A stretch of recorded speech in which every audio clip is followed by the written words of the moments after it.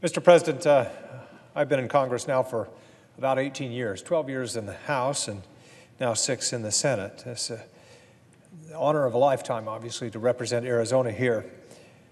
But after being here so long, I have to say I get a little defensive when I hear somebody say that Congress is incapable of solving big problems. But it's a hard point to argue after watching the Senate squander the best opportunity we've had in a long time to pass legislation to protect young immigrants impacted by an uncertain future of the DACA program and in strengthening security along the border. Somehow, despite sweeping public support for both of these items, we've been incapable of finding a compromise that could garner the support of 60 senators. To say this was a disappointment would be an understatement. I do appreciate Majority Leader McConnell's attempt to facilitate an open debate. I truly believe he wanted this process to provide the necessary dialogue to deliver an effective bipartisan solution. I also know that I'm certainly not alone in my efforts to forge genuine consensus on these subjects. There are a lot of members on both sides of the aisle who want to fix this problem. Unfortunately, as too often happens, the siren call of politics brought too many of us back into partisan trenches, and it blocked any hope of real results. There are teachers and students and members of the military who are DACA recipients. There are friends and colleagues who represent the very best ideas of America. There are hard workers and productive members of their families and the communities. They don't have the luxury of being able to admit defeat and move on to the next topic. Likewise, those of us from border states like Arizona know that law enforcement officers tasked with patrolling the border and protecting our neighborhoods just can't give up and go home. We have neighbors and family members who simply cannot shrug off failure and accept the status quo when it comes to securing the border. That's why I've introduced legislation to extend DACA protections for 3 years and provide for 3 years of increased border funding and funding for border security. I'm the first to admit that this is far from a perfect solution, but it does provide a temporary fix to these crucial problems. It begins the process of improving border security, and it ensures DACA recipients will not lose protections and be left to face potential deportation. We in Congress have too regularly confused action with results and have been entirely too comfortable ignoring problems when they seem too difficult to actually solve. To put it as bluntly as possible, this is simply not something that we can ignore any longer. I'd like to thank Senator Heitkamp for joining me as a co-sponsor on this bill and illustrating that the drive to get something done on these issues is a bipartisan effort. She's been a trusted partner on border security and sensible immigration reform measures. We may not be able to deliver a permanent solution to these problems, but we cannot completely abdicate the responsibility of Congress to solve them. There are many people whose lives and well-being depend on our ability to deliver meaningful results here.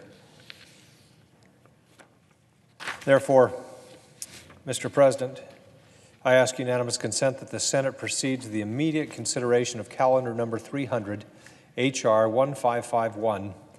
I further ask that the Flake substitute amendment at the desk be considered and agreed to, the bill be amended and considered read a third time and passed, and that the motions be considered to reconsider be considered made and laid on the table. Is there objection? Mr. President. Senator from Oklahoma. I reserve the right to object.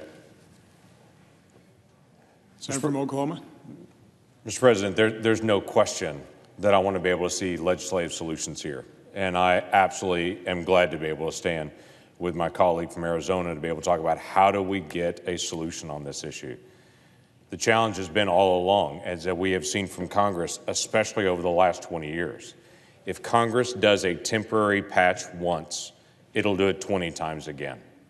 My concern is for the DACA kids that are in my state, in Oklahoma, the 7,500 of those. They're looking for an actual solution. They want a sense of permanence. Their status has been in limbo since 2012. The question that we need to resolve is, can we actually resolve this for them? Now, I put forward a presentation, as Senator Flake has been passionate about as well, to actually those individuals ending up towards naturalization, not a temporary patch again of just a limbo status, but to actually work them through a process to get in line, to go through that process, and to actually end up in naturalization at the end of it. At the same time, do border security. Some other things that we think are connected to it.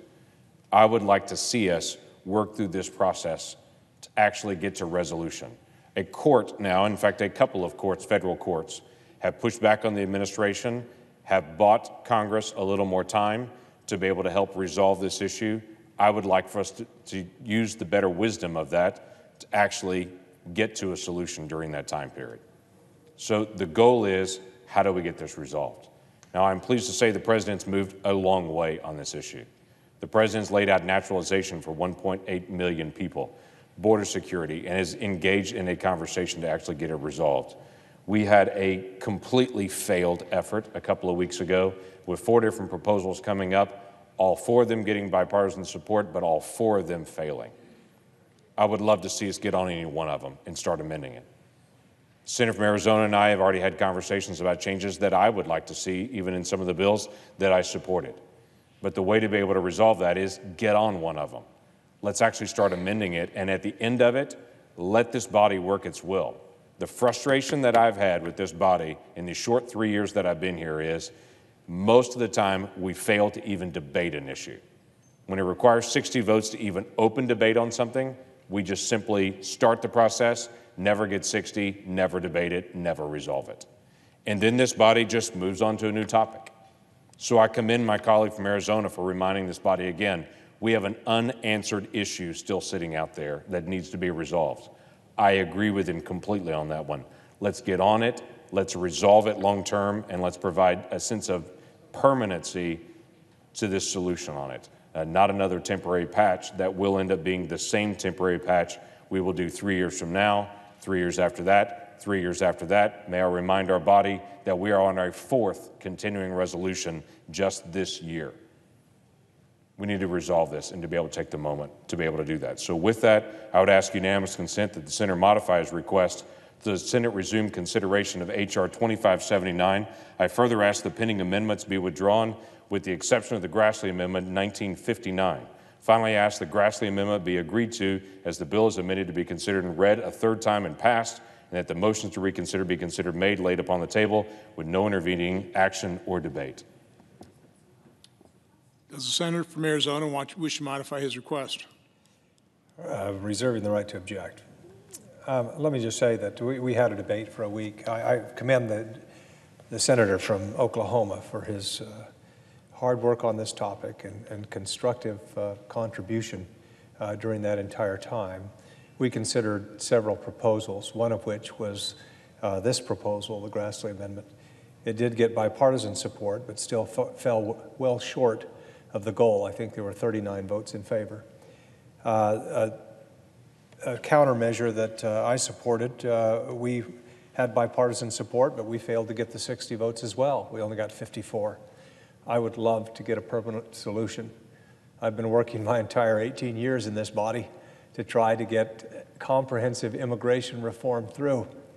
The problem is what has been proposed as an amendment here is, for all intents and purposes, comprehensive immigration reform, which would make changes to the legal immigration structure moving ahead. That's simply too much to bite off at this time. And so, as much as I don't like to do it, I'm offering something that is a stopgap, but at least it's 3 years. At least it will give those affected 3 years and for us in Congress, some time to actually come to a solution. What we cannot do is force these kids through more uncertainty. So I would love to get to a permanent solution. That's what I've tried to do for a number of years here. I know the gentleman, the senator from Oklahoma has as well, but we just can't do it right now. So I would prefer to simply go with the 3-for-3 amendment that I'm asking, 3 years of extended protections on DACA in exchange for 3 years of border security funding at the President's request for this year. I think that that is a realistic proposal that we can get bipartisan support for here and in the House, and I believe the White House can support it as well. And so I would object to modification of the request.